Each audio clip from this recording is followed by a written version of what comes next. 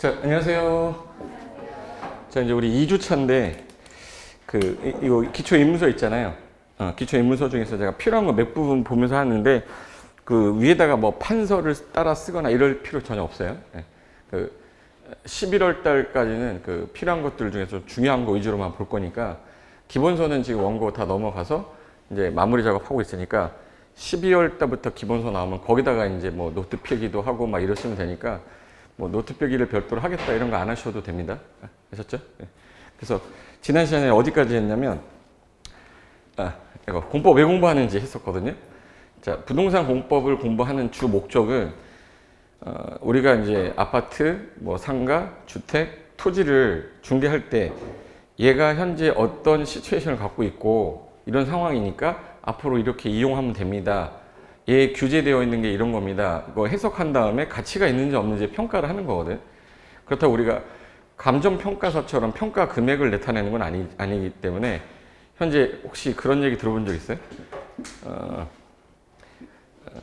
아파트 분양을 받으면 혹시 아파트 분양 받아보신 분은 있을 건데 푸르지오 만약에 2000세대를 분양한다 이 말을 들었어요. 그래서 나도 집을 한번 마련해 보고 싶다 해서 제일 먼저 내가 그러면 공급받기 위해서 해야 될 일이 있을 거거든요. 그럼 내가 뭘 갖고 있어야 되죠? 청약통장 갖고 있어야죠. 청약통장이 뭘 갖고 있어야 돼? 청약 예금이야, 청약 부금이야, 청약 저축이야?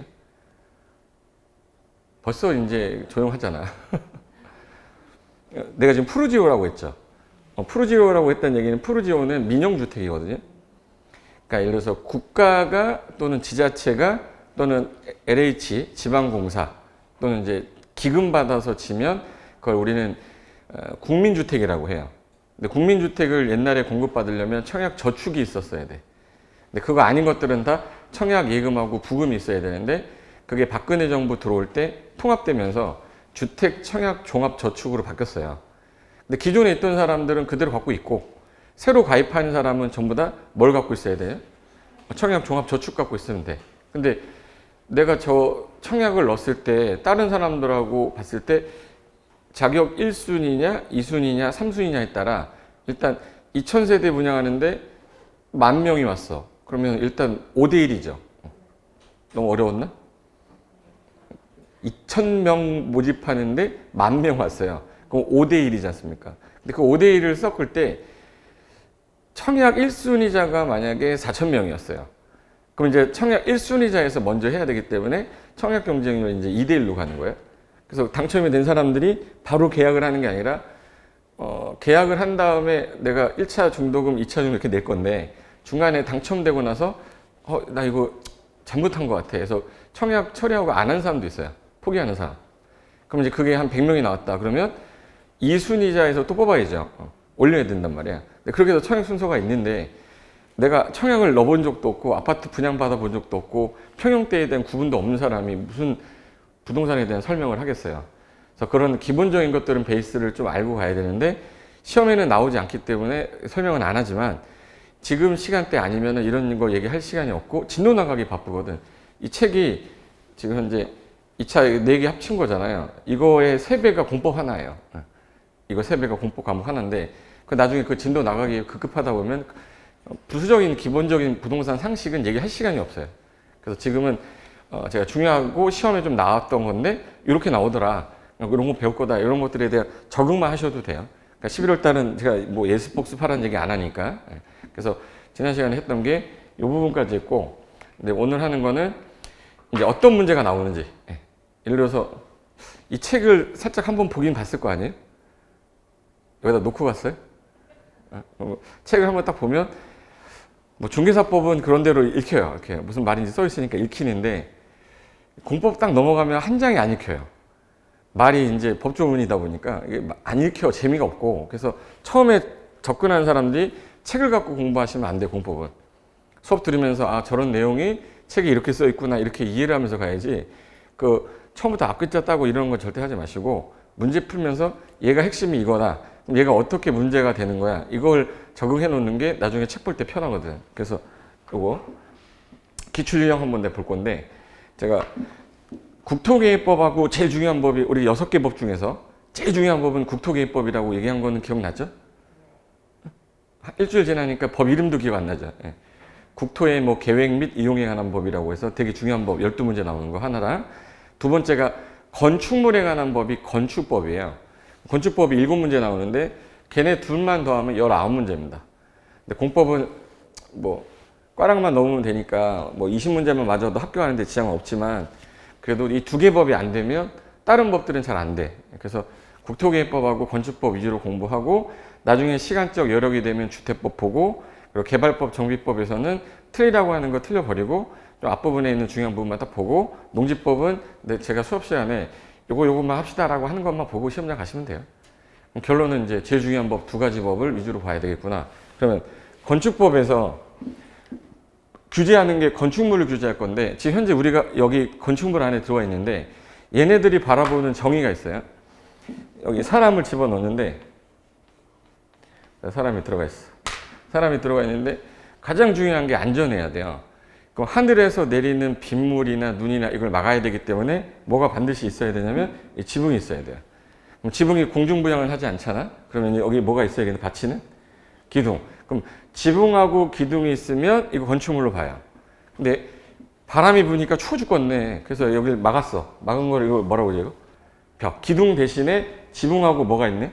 벽. 그럼 이제 보세요. 지붕하고 기둥이 있어도 건축물이고 지붕하고 벽이 있어도 건축물이에요.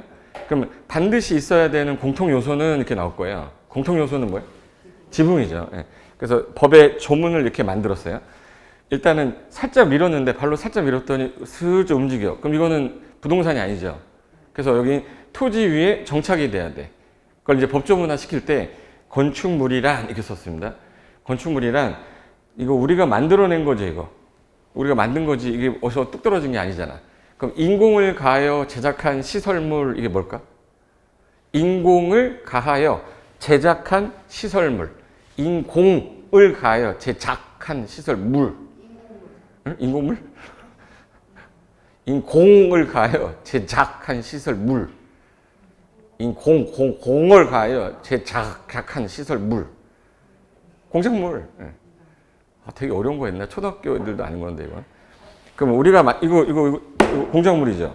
이거 공작물이잖아. 이거 다 공작물이잖아. 근데 얘 같은 게 움직이잖아요. 얘는 아니잖아. 그래서 얘네가 토지에 정착하는 수많은 공작물 중에 지붕과 기둥 또는 벽이 있는 것을 말한다. 이게 정의예요. 예. 건축물 정의입니다. 그러면 볼까? 단어로 써 있는 거 볼게. 이렇게 돼 있어요. 토지에 정착하는 공작물 중에 지붕과 기둥 또는 벽이 있는 것. 이거를 우리 뭐라고 불러요? 건축물이라고 부르는데 정의가 이렇게 돼요. 그럼 여기서 반드시 있어야 되는 건 뭐예요? 지붕과 기둥 또는 벽이죠. 시험에서 지붕과 기둥과 벽이 있는 것을 말한다 이렇게 틀렸었어요. 세 가지가 같이 있어야 되는 게 아니란 말이에요. 지붕과 기둥이 있거나 지붕과 벽이 있으면 건축물이다. 그래서 또는 이란 말을 써야 되는데 콤마로 시험에 냈었어요. 정의 문제 낼 때 이런 거 틀게 하는 거고, 요거에 딸려 있는 시설물을 우리 이제 자 여기 지붕도 있고 여기 기둥 있어요. 이거 건축물이죠? 아니면 벽도 있어. 그럼 이건 건축물인데 얘는 안전해야 돼요? 안전할 수 있는 거예요? 안전해야지. 그 강의 규정이에요. 뭐 안전해야 되는데 이 집에서 자고 일어나서 이제 대문을 열고 나오려고 했더니 대문이 무너져서 이거 죽었네. 그럼 얘는 또 불안전하면 안 되잖아. 근데 문제가 대문하고 담장은 뭐가 없습니다. 지붕이 없어요. 그럼 건축물이 아니란 말이에요. 그런데 만약에 이거에 딸려 있으면 그것도 건축물로 취급해서 야 신고 허가받아 이렇게 규제하겠다는 거예요. 그래서 지붕과 기둥 또는 벽과 그에 딸려 있는 대문 담장도 포함한다. 이게 법조문 2항이에요. 그 다음에 지금 현재 어디에 정착하라고 그랬죠? 토지에. 근데 지금 현재 지하에 있거나 고가에 있어. 우리 지하철을 만들었는데 지하는 토지에 정착하는 게 아니라 밑에 있는 거죠? 혹시 노량진역 가보셨습니까? 노량진역은 밑에 있어요? 위에 있어요? 이렇게 비협조적으로 나올 거예요. 입은 있는데 입은 닫고 있어. 위에 있잖아요. 노량진역 안 가본 사람 뭐 있어. 그럼 노량진역은 고가에 있어요. 근데 그게 사람들이 많이 이용하는 거면 화재가 났거나 지진이 났을 때 위험하면 안 된다. 안전에 관한 규정을 적용해야 되니까 지하나 고가에 있는 사무소나 공연장이나 점포나 차고나 창고. 그럼 예를 들어서 지하에 있는 우리 내려가면 지하철 타고 내려가면 점포들 있죠. 걔네 건축물이에요? 건축물 아니에요? 그러면 건축물이거든요. 근데 법 정의에는 토지의 정착이라고 되어 있는데 왜 지하에 있는데 이걸 건축물로 하냐? 이 안전에 관한 규정 적용하려고 너도 건축물이야. 그냥 하지 말고 허가받고 지어. 이렇게 하려고 정의에 넣은 거예요. 그래서 이 단어 자체 시험에 내기 때문에 시험 문제 어떻게 나오냐면 28회 때 기출문제인데 지하에 설치되는 점포는 토지에 정착하지 않았기 때문에 건축물에 해당하지 않는다 이렇게 나왔어요. 틀렸죠? 좀 전에 뭐에 포함한다고 그랬어 지금? 건축물에 포함한다 했잖아. 그래서 한번 따라해보세요. 사무소, 공연장, 전부 지하구지 않고 전부 지하구지 않고 안 따라할 거예요? 나 마이크 두고 하고 있는데 빨리 해봐요. 사무소, 공연장, 전부 지하구지 않고 전부 지하구지 않고 이거 나중에 하면 제 목소리 들릴 거예요. 그거 들고 찍는 거지. 여러분 다 외워서 할 수 없어. 수업 시간에 따라하라고 하면 따라해야 되는데 절대 입을 오버로크 치고 안 하는 분들이 있어요. 집에 가서 어디 뭐 혼자서 하지 말고 그냥 수업 시간에 해요. 예. 크게 안 하고 옆 사람에 피해만 안 주면 되니까. 그러면 이제 정의 세 가지는 끝났습니다. 자, 이 세 가지인데 마지막에 기타 대통령령이 정하는 것을 말한다라고 되어 있는데 현재 대통령령이 안 나왔어요. 대통령령이 현재 없기 때문에 시험에서 이 세 가지 지문만 가지고 시험 문제 낼 거다. 그러면 우리가 봤을 때 이 주택은 건축물 맞냐 했을 때 자, 토지죠. 토지에 정착했죠. 근데 뭐가 있네? 지붕 있고 그 다음에 여기 뭐 있겠네? 기둥이나 벽 있겠죠. 그럼 얘는 뭐가 되는 거예요? 건축물이야. 그럼 얘는 무슨 법을 적용받을 거고요? 건축법. 건축법에서 건축을 하는 거는 허가받아라 이렇게 해놨어요. 그럼 허가를 누구한테 받을 거냐? 그걸 허가권자 이렇게 나옵니다. 그러니까 내가 서울특별시 여기 강남구 서초동입니다. 그럼 내가 강남구 서초동에 있으니까 누구한테 허가를 받을 거야? 서초 동사무소 갈까요? 주민센터 갈까? 서초구청 갈까? 서울시장 갈까? 이걸 정해놨다고. 행정기관을 정해놓고 그럼 내가 지금 현재 민원사무 처리를 하러 가는 거니까 민원사무 처리는 일반적으로 구청에서 하거든요. 그래서 허가권자가 구청장으로 돼 있어요. 근데 여기는 이제 서울특별시니까 그렇고 경기도 뭐 수원시 8대9다. 근데 거기는 수원시장한테 가야 돼요. 양평군이면 양평군수한테. 우리 줄여서 그걸 시장, 군수, 구청장이라고 해서 기초자치단체에 가서 허가를 받고 규모가 커질 때에는 권한자가 높아지는 경우도 있다. 그걸 가지고 이제 시험 문제에서 다음 중 건축 허가권자가 아닌 것은 이게 시험 문제예요. 권한자를 외워야 된다는 얘기네. 그죠? 근데 그걸 처음부터 권한자 이렇게 외우면 안 되고 내가 동네에서 이 건물 짓는데 여기 무슨 동이야? 그러면 동사무소 가서 허가 받지는 않거든요. 거기는 뭐 발급이나 하는 거지 허가 신청하는 민원사무 처리가 아니에요. 그러면 기초자치단체장인 시장, 군수, 구청장이 허가권자겠지라고 그냥 감 잡고 있다가 권한자 관련된 거는 법이 6개다 보니까 권한자가 엄청 많아요. 그럼 나중에 한꺼번에 외워버리면 돼. 무슨 말인지 알겠죠? 그럼 이제 요 기둥이 있든 뭐 벽이 있든 항상 있어야 되는 건 뭐다? 지붕이에요. 그럼 조금 전에 제가 했을 때 반드시 있어야 되는 거 뭐라고 그랬죠? 지붕인데 얘 봐봐요. 옹벽하고 담장 그냥 건물에 딸려 있는 게 아니라 그냥 옹벽이 딱 있다. 담장이 있다. 얘 뭐가 없어요? 지붕이 없기 때문에 쟤는 건축물이 아니라 순수 뭐예요? 그냥 공작물이야. 순수. 공작물 중에 지붕이 있고 벽이 있으면 건축물이에요. 그러니까 이렇게 돼 있어. 이게 공작물이고 건축물이면 어느 게 범위가 더 큰 거네? 범위가 훨씬 더 큰 거. 공작물이 훨씬 큰 거예요. 수많은 공작물이 있고 그 공작물 중에 건축물이 들어있는 거야. 공작물 중에 지붕하고 기둥이 있거나 지붕하고 뭐가 있어야 돼? 벽이 있거나 이게 토지에 정착이 됐다. 이거에 딸려있는 대문 담장도 포함하고 지하나 고가에 있는 사무소, 공연장, 전부 지하구지 않고 요거까지도 건축물로 보겠다고 정의해 놓은 거예요. 그 종류가 현재 445개. 445개 종류가 있어요. 그래서 우리 주택이란 말을 쓰면 주택의 종류가 단독주택도 있고 공동주택도 있고 단독주택 안에는 순수 단독, 다중, 다가구, 공간이 있어요. 그리고 공동주택에는 아파트, 연립, 다세대, 기숙사가 있어. 주택의 종류만 8개인데 그 445개 중에 8개가 여기 들어있다고. 걔네들 전부 다 지붕 있고 기둥이 있고 벽 있잖아요. 건축물이야. 그럼 걔네들이 전부 다 건축법을 적용받기 때문에 건축법상 허가를 받으셔야 되네. 그러면 여기 있는 것들은 건축법 적용한다는 얘기예요? 건축법 적용 안 한다는 얘기예요? 안 해요. 안 해. 안 하는데 좀 위험한 것들은 적용을 좀 하겠다는 건데, 여기 옹벽하고 담장인데 얘 높이가 여기 보시면 2m를 뭐 하라고 돼 있네 이거? 그러면 2m를 넘었다는 얘기는 초과됐다는 뜻이거든요. 그러니까 이상, 이하, 초과 이 기준은 아시죠?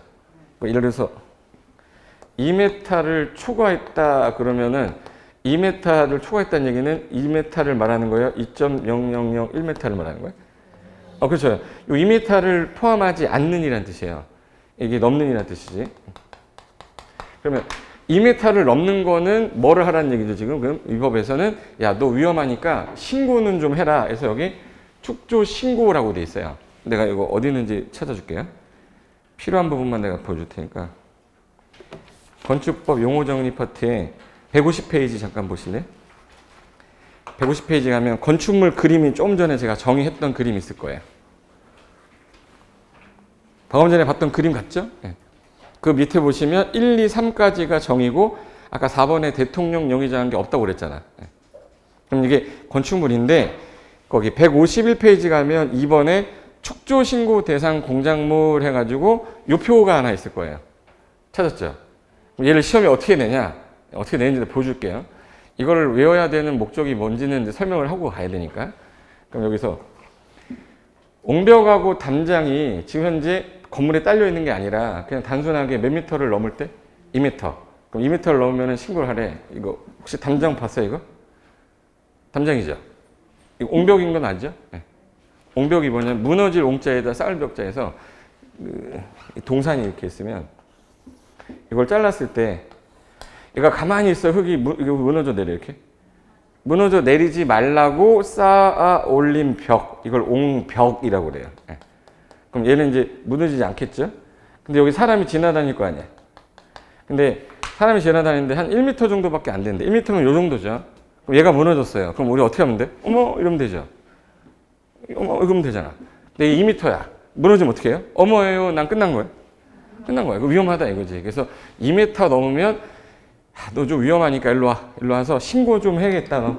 그래서 원래는 건축법 적용을 안 받는 애들이 있는데 저 규모에 해당이 되는 게 나왔어. 만약에 이 규모에 옹벽 담장이 2m를 넘으면 뭐 하래요? 지금 건축법상 축조 신고는 좀 하래요. 거기서 가장 중요한 키워드는 1번부터 11번까지 있죠. 그 11번까지 있는데 오른쪽에 일정 규모를 넘거나 이하일 때에는 신고하는 거니까 얘네를 줄여서 신고 대상 공작물이라고 그래요. 그래서 주어 타이틀이 축조 신고 대상 공작물 써 있죠. 원래는 공작물은 신고 안 해도 되는데 얘네들만 신고하라는 거예요. 그럼 이제 시험 문제는 어떻게 낼 거냐? 얘랑 얘 연결해 놓고 난 다음에 신고하는 거 골라보세요. 신고 안 하는 거 골라보세요가 시험 문제예요. 그럼 이제 예를 들게요.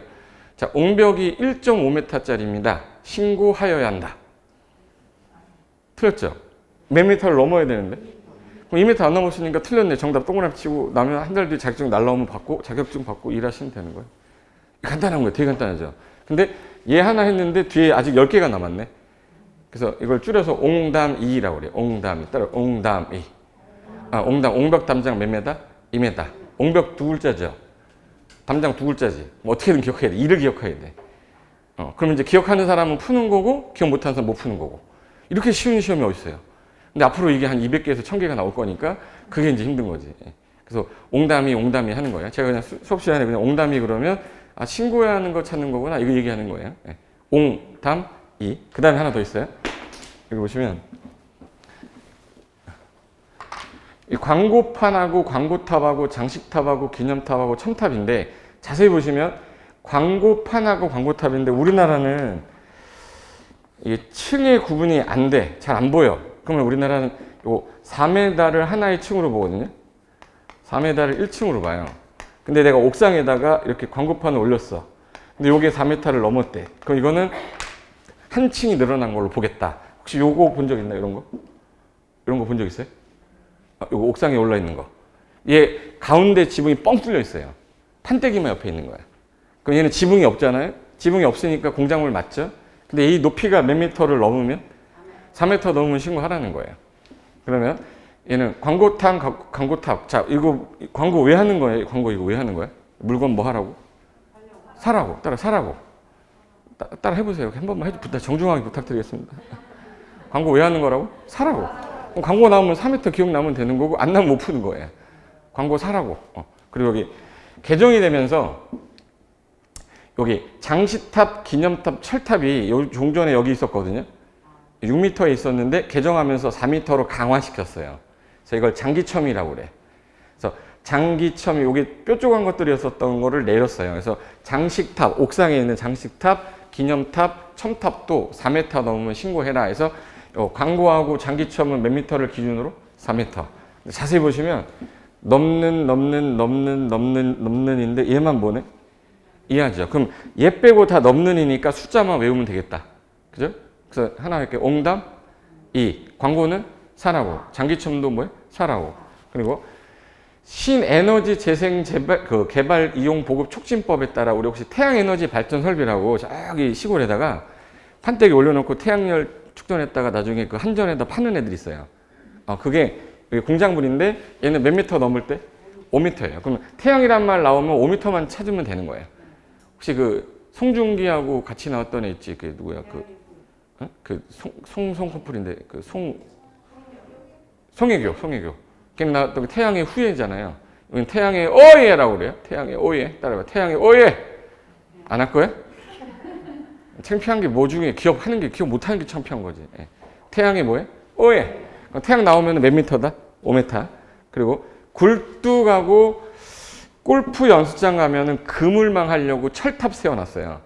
그리고 주거 지역의 상업적인 통신용 철탑인데 요거 철탑 같은 거 보인 적 있죠? 그리고 여기 주말에 돼 있는 거. 요게 얘가 지금 현재 그물망 이렇게 쳐놓잖아요. 이렇게 그물망 이렇게 쳐놓으면 여기 몇 미터를 넘을 때는 신고하라는 거예요? 6m 이렇게 생겼어요. 몇 미터? 몇 미터라고요? 6m. 뾰족한 거는 몇 미터예요? 6m. 몇 미터예요? 기억해야 돼. 우리 굴뚝 있죠, 굴뚝. 굴뚝은 지붕 있나요? 지붕 없나? 굴뚝 지붕 없죠? 지붕에 연기 어떻게 날아가지? 몇 미터예요? 몇 미터냐고? 6m. 뾰족한 거 몇 미터? 6m. 그래서 6뼈 쪽이라고 그래요. 앞으로 뾰족한 거는 몇 미터다? 6m. 6뼈 쪽이라고 그래요. 그러면 이제 뾰족한 거는 6m. 그 다음에 시험에서 제일 잘 나오는 게 요 8m가 좀 잘 나오는데 고가 수조는 물탱크를 말하는 겁니다. 옥상에 하면 물탱크가 있고 그리고 요거 기계식 철골축 조립 주차장이라고 그래서 혹시 이렇게 생긴 거 본 적 있죠? 요거 차가 들어가면 윙 돌고 위에 올라가는 거. 요거 지붕이 없어요. 그래서 얘는 공작물인데 얘는 8m 이하면은 신고하라고 그랬어. 몇 미터 이하? 그럼 나머지는 다 넘는 일대 신고인데 얘 왜 8m 이하일 때 신고냐? 얘는 무조건 위험하니까 신고인데 8m를 넘을 때는 주차장법 갑니다. 주차장법에서 더 강하게 허가받게 돼 있어요. 그래서 주차장만 8m 이하라 얘 고주 8이라고 그래요. 뭐라 부른다고? 고주 8. 고가수주 주차장은 8m인데 어느 놈은 기준이 이하예요? 주차장. 나머지는 다 뭐다? 넘는. 그리고 지하대피호라고 그래서 우리 옛날에 북한이 미사일 쏘면은 폭발될까봐 지하에다가 방공호 같은 거 만드는 게 있어요. 그 지하대피호라고 하는데 걔가 바닥 면적 30제곱미터를 넘으면 신고하라고 돼 있어. 요거랑 기타 대통령 영위자하는 거 잘 안 나오니까 숫자만 기억하면 되는데 한번 해볼게요. 지워볼까?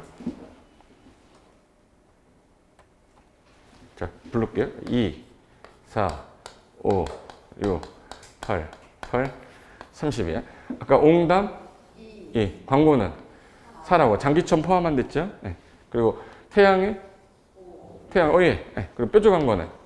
6m. 고주팔인데, 아까 다 넘는인데 한 놈만 넘는이에요. 한 놈만 이하야, 한 놈만. 주차장만 8m 이하고 나머지는 다 뭐예요? 넘는이에요. 초과를 기준으로 하는 겁니다.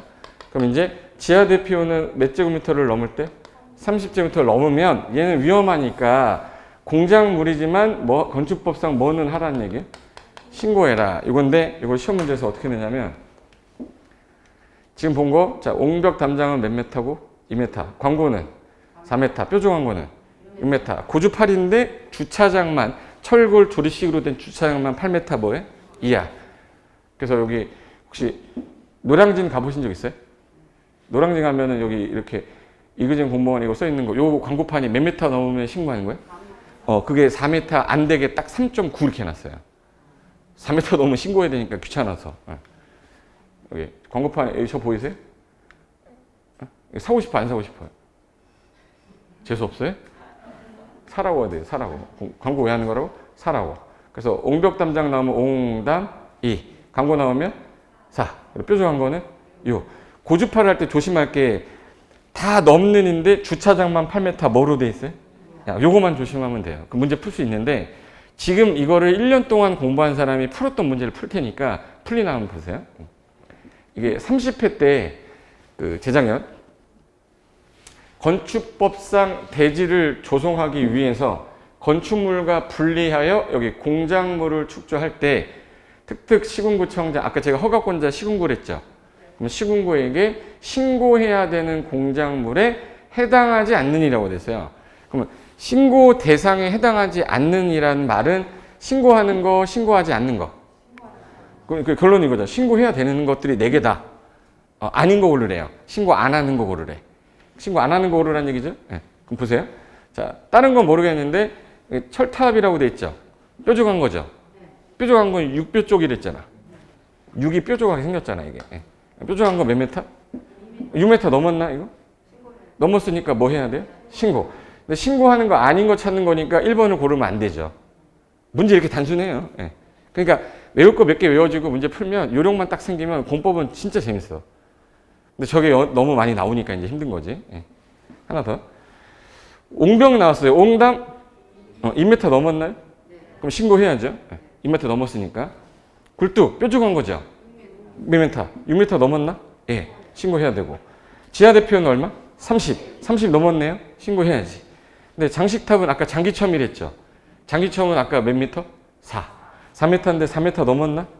안 넘었으면 신고하지. 그 다음 몇 번이 되는 거네? 5번이 되는 거지. 네. 저 5번 찍고 나오면 자격증 날려 보내는 거야. 할만하죠, 이거? 네. 이게 신고 대상 공작물은 4개가 있고, 그 다음에 1개는 아닌데, 그거 찾아봐라 라는 문제로 30회 때 나왔는데, 여러분은 몇 회 준비하는 거죠, 지금? 33회 준비하는 거예요. 근데 또 나왔어요. 한 문제 더 풀어볼게요. 이거는 27회 때 나온 문제인데 27회면은 30회니까 3년 중이네. 느낌 왔어요? 몇 회 문제였었어요? 30회. 27회 때 또 나왔죠. 그럼 27회 다음에 30회 다음에 여러분 몇 회 보는 거예요? 이거 나오길 바라고 여러분 공부해야 되는 거야. 별거 아닌 것 같은데 한번 풀어볼게요. 1년 공부한 사람이 푼 문제를 여러분 지금 현재 10분 공부하고 이거 풀었다는 건 대단한 거니까. 봐요. 건축법령상 특특 시장구수 구청장에게 신고하고 축조에 신고해야 되는 공작물, 이번에는 신고하는 걸 찾으라는 거예요. 그러니까 넘는 거나 그 주차장 이하인 거 찾으래요. 그럼 이제 보세요. 기념탑이죠. 장기첨이랬잖아. 장기첨은 몇 메타 넘을 때 신고. 4m 안 넘었으니까 신고 대상이 아니다. 고가수조는 고주 8m 안 넘었죠. 신고 대상이 아니다. 광고 뭐 하라고? 사라고. 4m 안 넘었죠. 신고 대상이 아니다. 옹담 2m 넘었나요? 네, 그럼 신고 대상 찾으랬잖아. 얘 신고해야 돼? 그냥 해야 돼? 신고해야지. 그래서 답이 4번 이렇게 된 거예요. 지하대표는 아까 면적 얼마? 30을 넘지 않았으니까 신고 안 해도 된다. 이 말 이해되신 거예요? 그럼 법조문에 써 있는 내용은 이런데 출제되는 유형은 이런 거니까 그래서 저 사람이 자꾸 옹담이 따라 하라고 하면 따라 하는구나. 사무소 공용장 점포 차고 창고 하면 따라 해야 되겠구나. 그것만 연습하시면 이 자리에 앉아 있으면 내가 자격증 준다고 그랬잖아. 단 입을 벌렸을 때. 입 안 벌리면 집에 가서 자고 있는 거랑 똑같은 거지 뭐. 그러니까 문제 유형은 아셨죠. 그래서 그 150페이지 건축물 정의를 알고 그 다음에 공작물 정의를 아는 거예요. 그런 유형으로 시험에 나오니까 그래서 배우는 거구나 라고 생각하시면 돼. 그래서 좀 전에 설명했던 그 내용이 그런 유형이고, 문제 하나 더 풀어볼까요? 이번에는 건축법에 가면은 그런 건물이 있는데, 혹시 어느 지역 가면 공사를 막 하다가 그 상태로 막 10년 막 5년 막 그대로 있는 경우 있거든요. 본 적 있죠? 이게 공사하다가 그만두고 이 상태로 10년 있던 건물이에요. 시청 앞에 있는 건데, 안산시청인가? 여기 요 건물은 교보빌딩인데 얘는 공사 짓다가 그만두고 가끔가다 위에 유치권 행사 중 이런 말 본 적 있죠? 유치권이라는 게 뭐냐면 공사 대금을 못 받아서 내가 이 건물 유치하고 있으니까 돈 주면 내가 나갈게 그 얘기거든요. 이게 장기간 이렇게 공사를 중단할 수도 있고 방치하는 거를 대비하려면 국가가 뭔가 제도를 만들어야 되지 않겠냐. 그러다 보니까 1970년도에 건축법이 생길 때는 양이 이만큼밖에 없었어요. 근데 우리나라 건설 산업 분야가 발달하면서 법 규제하는 게 많아졌겠죠. 점점 많아지면서 법조문이 138개로 늘어난 거예요. 얘는 옛날에 없었던 건데 최근에 저런 문제가 발생하니까 그러면 지나가다가 위에서 뭐 떨어지면 사람들 다칠 수 있죠. 그럼 여기 이 주변은 안전할 수가 없잖아요. 그래서 안전 관리를 위해서 돈 좀 예치하게 하겠다. 그걸 안전관리 예치금인데 이게 왜 나왔는지만 배경 설명할게요. 자, 얘가 공사를 하는데 건축주가 시공하는 애한테 돈을 제대로 못 줬어요. 못 줘가지고 지금 공사를 중단한 상태로 5개월이 있었어. 근데 이 동네 주민들이 가만히 있었을까요? 민원 제기했을까? 그래서 민원 제기를 해서 시공구가 갔더니 야 이거 공사 이렇게 하다가 사람들 다치면 안 되니까 건축주 부르겠죠. 야 건축주 너 이거 지금 공사하다가 저 크레인 같은 거 넘어지거나 다치면 사람들 어떡할 거야? 원상회복 하든지 안전관리 해 라고 하면 걔가 뭐라고 할 것 같아? 돈이 없다래. 돈이 없는데 어떻게 하라고 그래? 그럼 내가 돈을 빌려줘야 돼요? 그냥 가만 놔둬야 돼요? 놔둘 수밖에 없어요. 그래서 맨 처음에 이 공사 착공 들어갈 때 돈을 미리 받아두는 거를 안전관리 예치금이라고 총 공사비의 1%를 받아도 100억짜리면 1억 정도 받아요. 그럼 나중에 야 개선 명령해 라고 했더니 개선해 라고 명령했더니 얘가 못 하겠대요. 그럼 내가 아까 받아놨던 몇 억 있어요? 1억 있잖아. 그 돈을 써가지고 안전관리하는데 쓰겠다. 그래서 받아놓은 거를 안전관리 예치금이라고 해요. 얘가 나온 배경 알면 이제 중요한 키워드만 기억하고 문제 푸는 거거든. 근데 이게 건물이 작은 건데도 이렇게 해버리면 너무 불편하죠. 옛날에는 요 바닥 면적 합계를 우리 연면적이라고 하잖아요. 연면적이 5천 이상인 건물만 하자라고 했는데 5천이 안 되고 4,900 이것도 너무 좀 애매하니까 강화시켰어요.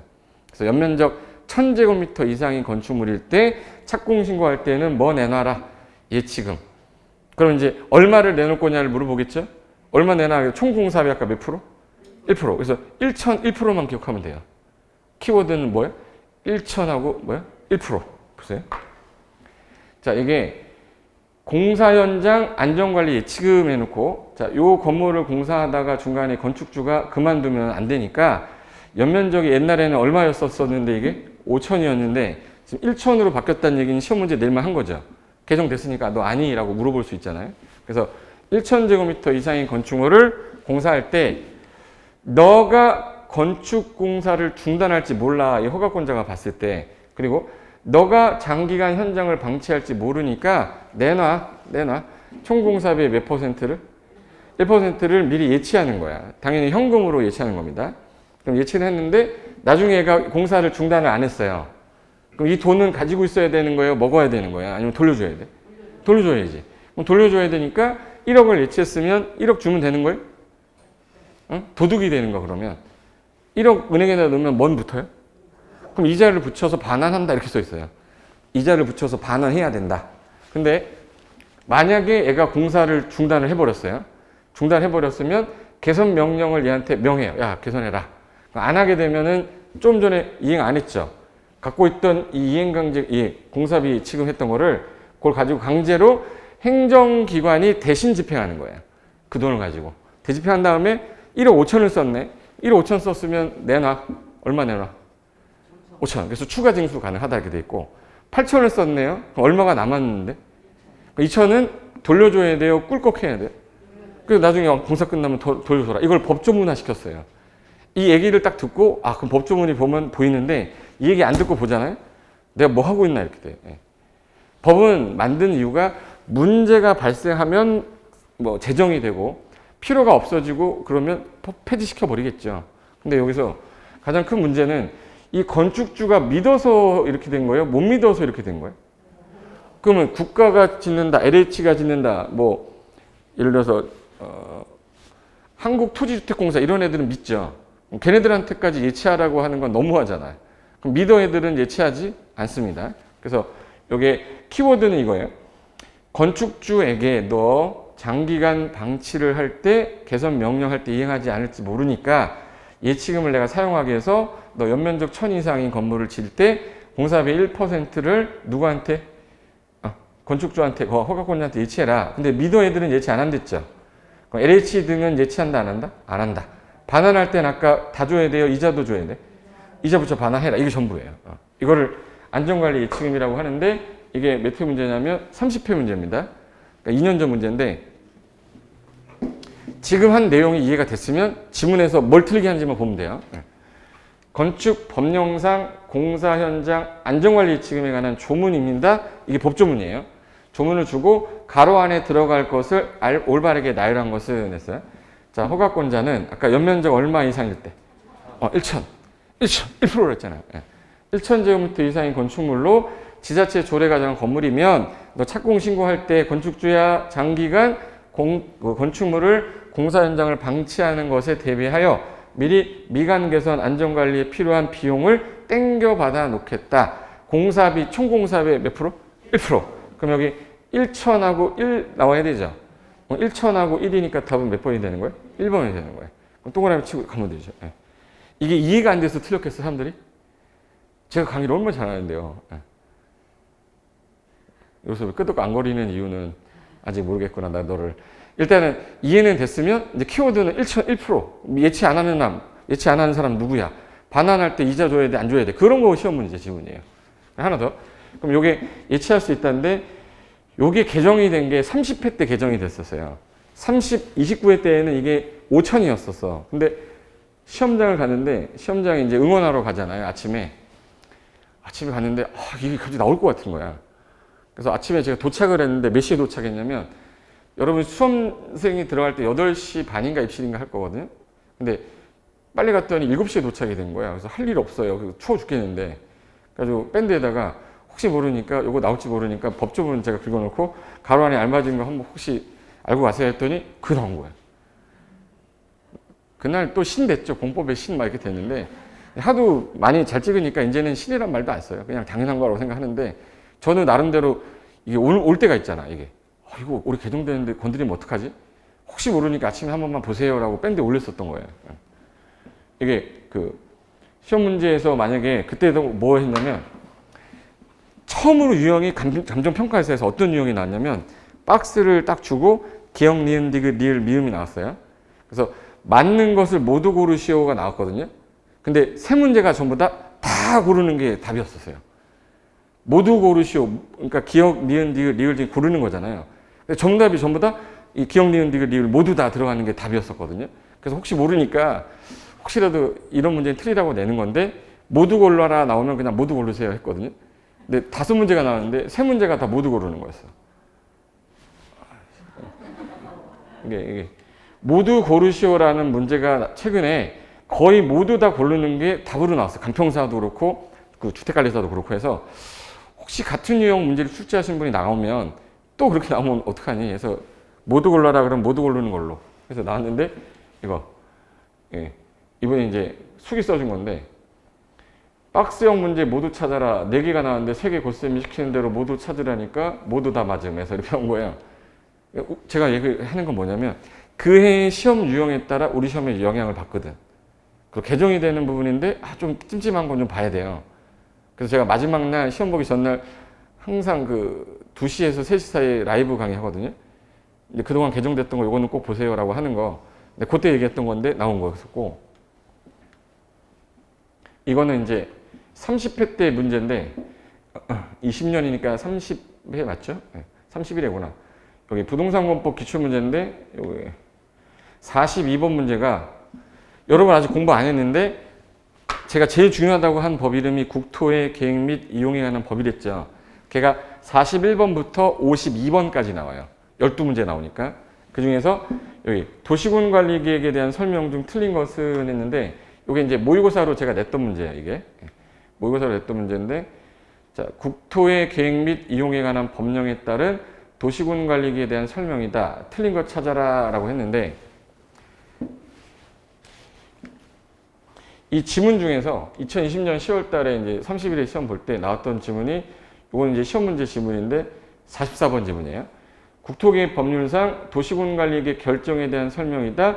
틀린 것은 있는데 얘는 도시군관리계획에 대한 설명인데 틀린 거죠. 문제집은 비슷하잖아 지금. 유사된 게 제가 왜 하라고 하는 것만 하라는 얘기 설명을 하려고 그러는 거예요. 제가 하라는 건 이건 하세요라고 그러면 해야지. 근데 안 하면 이렇게 된다는 거 보여주려고 하는 거예요. 여기 보시면 도시군 관리계 결정 과정에서 국방상, 국가안전 보장상 기밀을 요하는 사항과 경미한 사항은 요청이 없는 경우에도 임의로 관계행정기관장과 협의와 도시계획위원회 심의를 생략할 수 있다. 아직 여러분 이거 안 배웠잖아요. 제가 이거 설명을 드릴게요. 계획을 짤 때 여기가 A시라는 도시입니다. 도시에서 짜는 계획이 도시군 관리계획인데 해당 A시를 앞으로 어떻게 개발할 거고 보존할 거고 이용할지를 짜는 계획이에요. 근데 이걸 계획을 짜는 사람을 입안권자라고 하고 입안한 내용을 이렇게 입안했으니까 이대로 진행해도 될까요? 라고 물어보는 거를 윗사람한테 결정 신청한다고 돼 있어요. 그럼 결정 신청하고 나서 결정 고시가 되면 그대로 집행해라. 이게 이제 도시군 관리계획 내용인데 이 사람이 제일 먼저 해야 될 일이 현재 여기를 도로를 설치하겠다, 공원을 만들겠다, 용도를 개발로 바꾸겠다, 뭐 이런 거 하려면 여기 해당 지역의 인구나 뭐 사회, 문화 이런 거를 조사해야 돼요. 그걸 기초조사라고 합니다. 그리고 우리 동네 내 집 앞에 공원이 들어온대. 좋은 거예요, 나쁜 거예요? 좋은 거죠. 우리 집 앞에 화장장이 들어온대. 그러면 화장장 들어오니까 가만히 있을 거예요. 빨리 가서 이거 띠 둘러야 돼요. 띠 둘러야 돼요. 그럼 이 계획을 짜기 전에 주민의 의견을 들어보라고 돼 있어요. 주민의 의견을 들어봐라 해서 주민 의견 청취라는 거 하고 주민들이 바쁠까봐 지방의원을 뽑아놔서 지방의회 의견을 들어서 이 사람의 계획안을 짠 거예요. 이게 수원이다 그러면 수원시장이 짜서 이 사람한테 결정 신청을 할 때 여기 다른 옆에 있는 시도 있을 거예요. 이렇게. 이 사람이 여기다가 화장장을 설치해버리면 이 B씨가 싫어할 수도 있죠. 시민들이.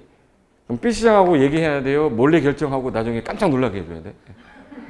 얘기해줘야 되잖아. 그래서 야 이거 그러면 다른 행정기관장과 협의도 하고 그리고 심의도 한 후에 결정한 내용을 고시해줘라 라고 법에서 이 절차를 밟아라 라는 걸 이제 1시간 내내 제가 설명을 할 겁니다. 기본 이론 할 때. 그럼 요 내용상에서 주민 의견 들으라고 그랬고 협의하고 심의하라고 그랬죠. 분명히. 근데 이게 국방상 기밀이에요. 국방상 기밀인데 주민한테 이거를 보여주는 거야. 주민 의견 듣겠다고. 그럼 걔네가 가만히 있어요. 일단 인스타로 올려야 돼. 찍어가지고. 인스타 올리면 또 팔로우가 김정은 돼 있어요. 그럼 끝난 거예요, 이거. 기밀이니까 못 보게 해야 되는 거 맞죠? 그래서 법에서는 야, 이거 생략하자. 주민 의견이나 협의나 이거는 걔네들이 봤을 때 문제가 될 수 있는 거는 생략합시다 해서 국방상 기밀의 경우나 경미한 경우에는 국방부 장관의 요청이 있어야 돼요.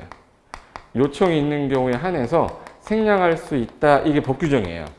그럼 요청이 없으면 생략할 수가 없어요. 요청하게 되면 생략할 수 있다. 요청이 없으면 생략할 수 없어요. 그럼 여기 도시군 관리계 결정 과정에서 국방상, 국가안전 보장상 기밀이라고 나왔어요. 군사 기밀입니다. 또 경미한 경우 이런 것들은 요청이 없어도 임의로 협의 심의 생략할 수 있어요? 아니죠. 뭐 있어야 된댔어요. 요청이 있는 경우에만 생략 가능하니까 분명히 이렇게 나오면 틀릴지 모르니까 보세요라고 했던 문제였거든. 근데 이 기출 문제가 틀린 거 찾는 거죠. 틀린 거 찾는 건 이것도 뭐 하는 거야? 틀린 거 정답 몇 번이에요, 이거 그러면? 3번. 요청이 없는 경우에도 생략할 수 있다는 틀렸잖아요. 요청이 있는 경우에만 생략한다고 그랬으니까. 근데 여기 국토교통부 장관은 관계 중앙행정기관장의 요청이 없어도 국가안정상 보장상 기밀을 지켜야 할 필요가 있다고 인정되면 중앙도시계획위원회 심의 거치지 않고도 결정할 수 있어요? 여기 어디 있어? 요청이 없어도? 요청이 없어도 생략할 수 있어요? 요청이 있어야 생략할 수 있어요? 있어야 생략할 수 있는데 없어도 결정할 수 있다 했으니까 틀렸잖아요. 정답 몇 번인 거야? 4번인 거지. 똑같은 내용이잖아. 근데 이게 그때 감이라는 게 사람이 개정이 될 때쯤에 되면 혹시나 건들지 모르니까 이건 꼭 보세요라고 그러면 그거 보고 가야 될 거 아니에요. 그거 하는 것만 해도 제가 볼 때는 60점은 맞아요. 꽈라기를 넘는 거는 당연히 넘는 거고 우리는 60을 넘어줘야 중개사법이 어렵게 나오더라도 안전하게 합격을 하는 거니까. 근데 단순하게 꽈락만 넘겠다 이렇게 하지 마시고. 제가 문제 보여드린 이유는 알겠죠? 이거 제가 1회 때 마지막 모의고사 때 냈던 거였고 그 다음에 이제 시험에 나왔던 거였어요. 그리고 이제 학생들이 썼던 거지. 이거 보세요. 죄송합니다. 1교시 시험을 보고 나오면서 속으로 그랬죠. 공법의 신 개뿔. 그런데 집에 와서 큐넷에서 갓 정답안지로 채점하고 나서 허걱. 와이프님 불러서 다시 채점했음. 역시 공법의 신 맞아요. 정말 맞아요. 꽈락인 줄 알았대요. 77.5점 나왔대요. 그러니까 찍는 것도 이것도 실력이라고 잘 들으셔야 돼. 5개 중에서 3개는 아니야. 그럼 답은 둘 중에 하나죠. 그럼 이제 전교 1등 하는 애랑 전교 꼴등 하는 애한테 찍어라 그러면 누가 잘 찍어요? 전교 1등 하는 애가 잘 찍어요. 그래도 얘는 답이겠지. 이렇게 찍는 거야. 왜? 실력이 안 되면 찍기라도 잘 찍어야 될 거 아니야. 근데 그것도 봤으니까 찍는 거지. 한 번도 본 적이 없으면 못 찍어요. 근데 시험장에서는 다 찍은 것처럼 느끼는 거야. 그러니까 꽈락인 줄 알았는데 정답 채점하고 나니까 생각보다 많이 맞았다는 얘기지. 볼 거 없고. 요게 이제 제 마지막 날 그 11시에 그 집에, 회사에서 라이브를 했던 거였는데, 라이브 하고 나서 동영상에 나와. 그래서 그때 이거 꼭 보고 가세요 해서 국민주택 정의 꼭 보세요라고 마지막 말했던 건데, 나온 거예요. 주택법령상 용어에 관한 설명 중 옳은 거 찾으라고 돼 있죠? 자, 이게 여러분 처음 보는 단어들, 다중생활시설, 주택도시기금, 간선시설, 방범설비, 주민공동시설, 이거 다 아직 공부 안 했으니까 처음 보는 거죠. 용어 정의를 얘가 뭐다를 설명을 했는데 틀린 걸 찾아라, 맞는 걸 찾아라 하는 건데 얘는 뭐 찾는 거예요? 옳은 거 찾는 거예요. 그러면 한번 해볼게요.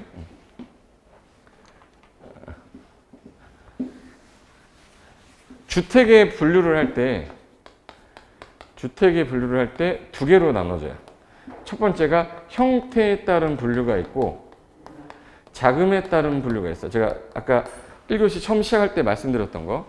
자, 형태에 따라 분류할 때 한 사람이 소유한 주택, 여러 사람이 소유한 주택 이렇게 나눠요. 한 사람이 소유한 주택을 뭐라고 부르죠? 단독으로 소유했다 해서 무슨 주택이라고 그래? 단독주택이라고 그래. 공동으로 소유했으면 뭐라고 하면 되겠네? 공동주택. 그래서 이게 분류예요, 이게. 단독주택과 공동주택으로 나눠지는데 단독주택 몇 글자네? 그럼 종류가 몇 개겠네? 그죠? 어떻게 알았어요, 이걸? 공부했었네, 옛날에. 그러면 단독주택에는 한 사람이 소유한 주택인데 종류가 순수 단독주택이 있고 다중주택이라는 게 있고 다가구 주택이라고 있고 공간이라고 있어요. 이거는 계속 보다 보면 자연스럽게 나오는 거니까 앞글자 따서 외우지 않아도 돼요. 이런 거 따면은 공법은 할 게 천재야. 그러니까 단독, 다중, 다가구, 공간 몇 번 읽다 보면 돼요. 자연스럽게. 근데 여기서 순수 단독인데 다중주택은 보통 우리가 고시원 같이 방을 쪼개놓고 그 안에서 1인 가구들 사는 애들이 다중주택이고 다가구는 여러 가구가 이제 한 세대가 모여서 한 집에서 사는 형태가 다가구 주택이에요. 그리고 공적으로 쓰이는 공간에서 대통령이 되면 집을 주거든요. 뭘 주죠? 청와대를 줘요. 서울특별시장이 되면 서울특별시 공간이라고 그래서 근무하는 기간 동안 거기서 거주하라고 만들어주는 집이에요. 이거 우리 중개할 때 청와대 사세요 합니까? 그러니까 시험에서 공간은 나온 적이 한 번도 없는 거예요. 청와대 사세요 이렇게 안 하잖아요. 그러니까 이제 공간에 나올 일이 없고 시험에서는 요 둘 구분하는 것을 주로 시험에 내고 공동주택은 공동주택 몇 글자예요? 네 글자니까 이거 뭐겠네? 네 개네. 대표적인 게 이제 아파트. 자, 아파트는 101동에 101호, 102호, 103호 다 소유권이 똑같을 수도 있지만 대부분 다 분양을 받기 때문에 소유권자 다르죠. 그러니까 다른 소유권자들이 한 개의 건물 안에서 구분해서 소유권을 갖고 있다. 구분 소유권이라고 그래요. 구분 소유권을 가진 사람들이 갖고 있는 주택이니까 무슨 주택이에요? 공동주택이지. 그리고 연립주택이 있고 다세대 주택이 있어요. 그 다음에 기숙사 있어요. 그럼 일단 아파트는 주거로 쓰이는 게 5개 이상이면 아파트라고 하고요. 연립 다세대는 4계층 이하인데 바닥 면적을 더했더니 660을 초과하면 연립, 이하면 다세대라서 연립이 조금 더 커요. 아파트는 몇 개층 이상이면? 그래서 옛날에 이거 오파트라고 그랬는데 주거로 쓰이는 게 5계층 이상이면 아파트에 무조건. 그럼 얘네들은 이제 공동주택인데 형태에 따라 분류했는데 얘네들이 무슨 돈으로 지었냐에 따라 두 개로 나눠지는데 하나가 국민주택이라는 게 있고 민영주택이라는 게 있어요. 이제 여러분이 살면서 제일 많이 들어봤던 단어인데 국민주택 되게 많이 들었는데 명확하게 뭐 누가 구분을 해준 적은 없잖아요. 그럼 내가 아파트를 하나 적을게요. 이렇게 됐어. 근데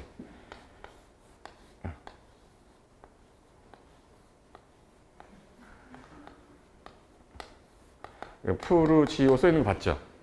그럼 이게 푸르지오는 무슨 건설이죠? 대우건설이에요. 대우건설에서 부지를 매입해가지고 얘네가 지었어. 그럼 대우건설이 지었으니까 대우 돈으로 진 거죠. 이거는 현재 뭐에 따른 분류라고 돼 있어요? 자금에 따른 분류인데, 그럼 일반적으로 우리가 대우건설은 민영주택이라고 하는데 민영주택은 정의를 하려면 너무 많아. 대우가 진 거, 삼성물산이 진 거 이걸 다 할 수 없잖아요. 그래서 얘네들이 정의를 만들 때, 야 그러면 국민주택은 어떤 분이 국민주택이 뭐냐 했더니 국민을 위한 주택이래요. 제 이름 고상철이잖아. 그럼 고상한 철이에요? 그렇게 이해하면 안 돼. 용어 정의는 얘가 얘다 라고 정의해놨는데 그걸 그대로 해석하면 안 되지. 그러면 국민주택은 이렇게 돼 있어요. 국가 돈으로 또는 지자체 재정으로 국가 지자체가 짓거나 LH공사, 한국토지공사, 지방공사 있죠. 공공기관이 짓거나 얘네들 돈으로 짓거나 기금 받았다. 주택 도시기금 받았다. 그럼 이거 다 공공자금이죠. 공공자금으로 지면 다 무슨 주택이라고 그래?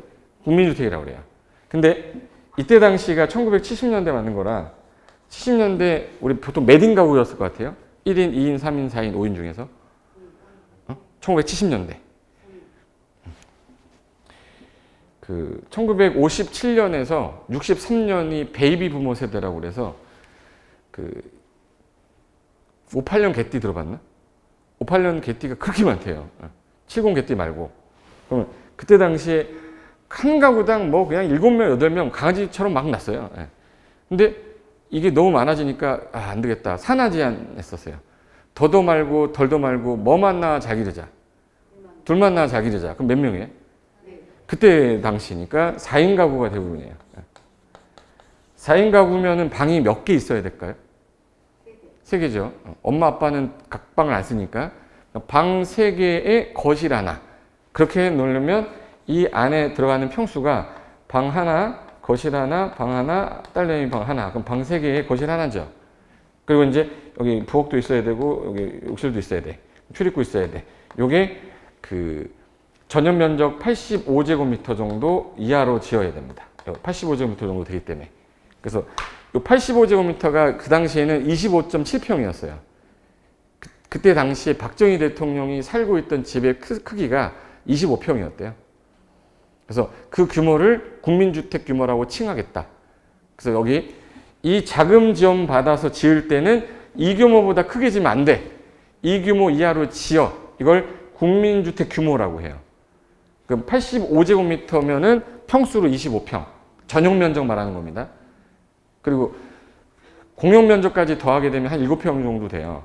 공용 면적 7평에다가 전용 면적 25평을 더하면 몇 평이네? 32평. 그래서 우리나라에 전형적으로 제일 많은 아파트가 30평, 32평, 32평형 뭐 이런 아파트들이 국민주택 규모 아파트예요. 이거 들어만 두세요. 그럼 이제 정의해 볼게요. 국민주택이란 국가, 지자체, LH, 지공이 짓거나 그들 돈으로 짓거나 기금 받으면 다 뭐라고 불러요? 국민주택. 단 규모는 얼마 이하로 지을 것. 전용 면적 얼마 이하로? 85 이하로 지을 것. 그런데 수도권이 아닌 도시 아닌 읍면 시골 있죠. 시골은 애를 4인을 낳았어요. 애들을 계속 낳았어요. 농한기만 되면 한 명씩 늘었단 말이에요. 그러니까 안 되겠다. 여기는 면적을 100가지 해주겠다. 그래서 최대 면적을 100가지 해줬어요. 잘 보세요.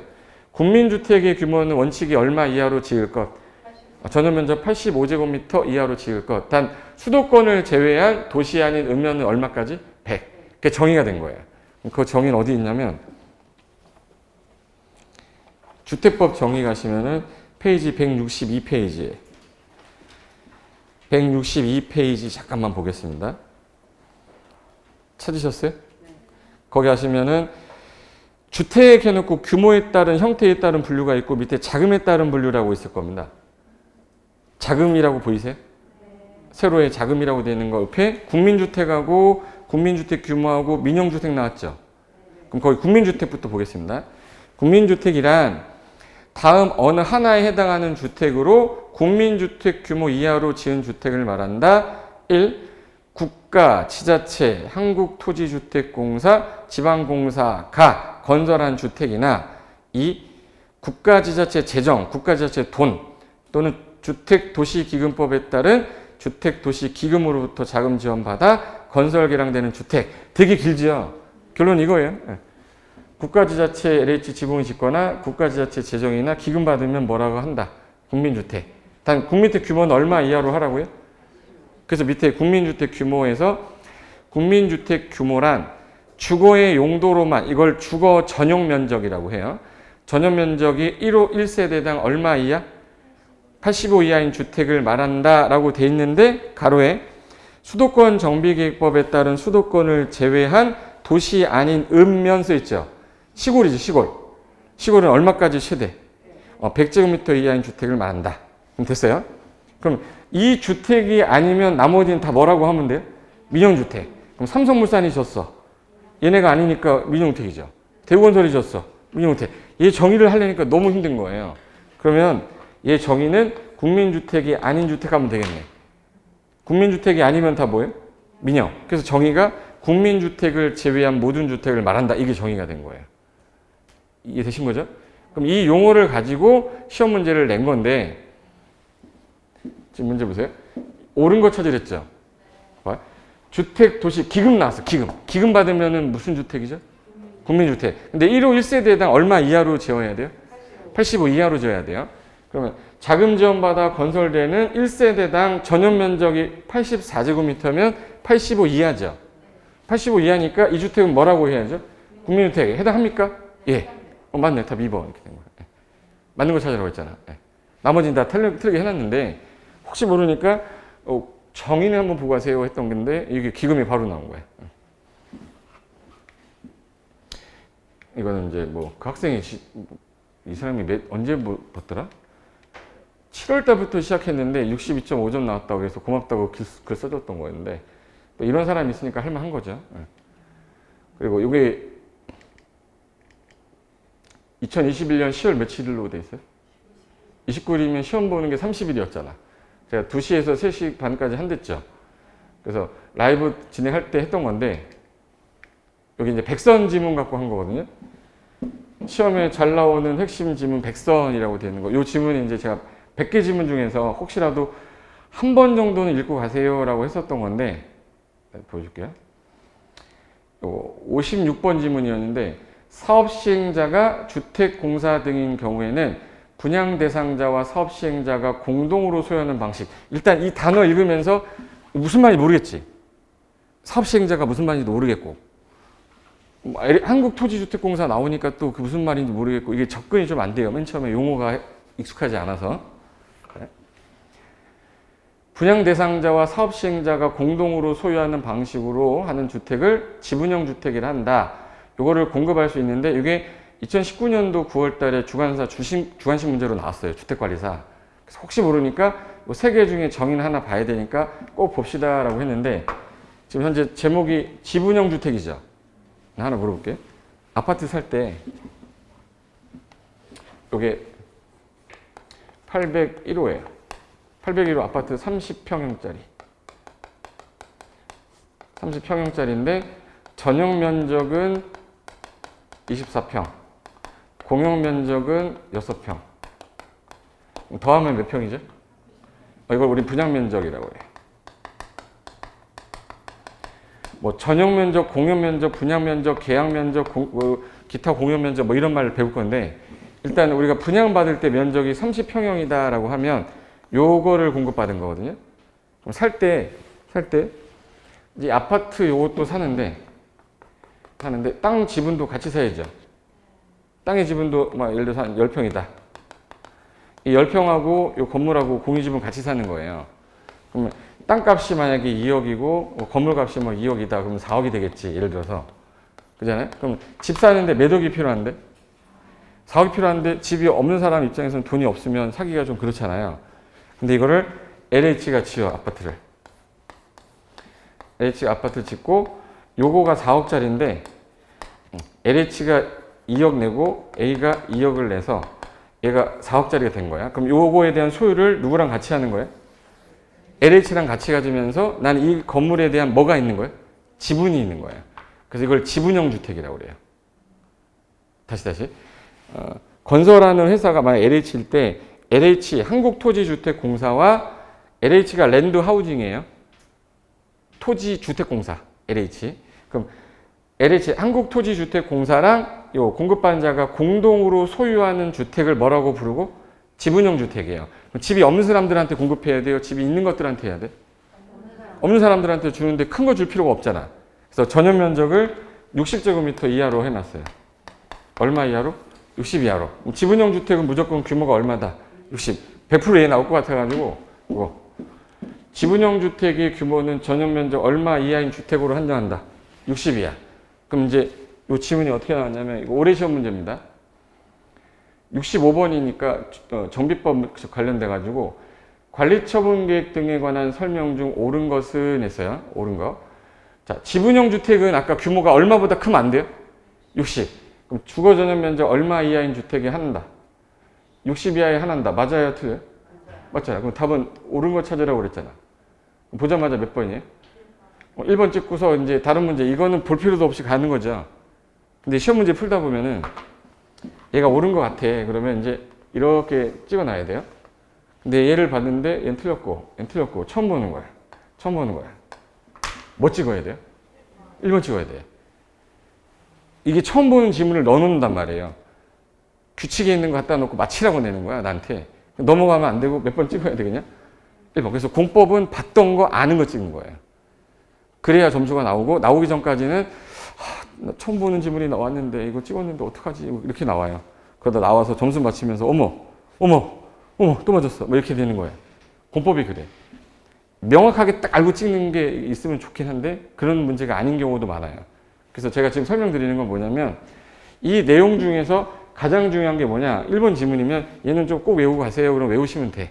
근데 외웠는데 시험 지문에 나왔는데 얘는 모르겠는데 얘는 맞는 것 같아. 그럼 무조건 1번 찍어야 돼요. 공법 문제가 대부분이 다 그래. 양이 많다 보니까 틀리게 하려는 사람은 여기 있는 내용이 있고 저기 규칙에 있는 거, 구석에 있는 거 싹 갖다 놓으면 되게 어렵게 보여, 문제가. 근데 답은 1번 이미 나왔거든요. 근데 푸는 사람은 이것 때문에 되게 어려운 문제가 된 건데 답은 무조건 1번이잖아. 전날 2시에 했는데 하루 만에 까먹진 않을 거 아니에요. 이렇게 비협조적으로 나올 거예요. 이제 저는 이 문제가 이렇게 나오면 요거 외우라 그러면 요거 외우면 돼. 근데 그거를 찍으면 되는데 이 처음 보는 문제에 흔들리지 마시라는 거예요. 제 말 이해되셨죠?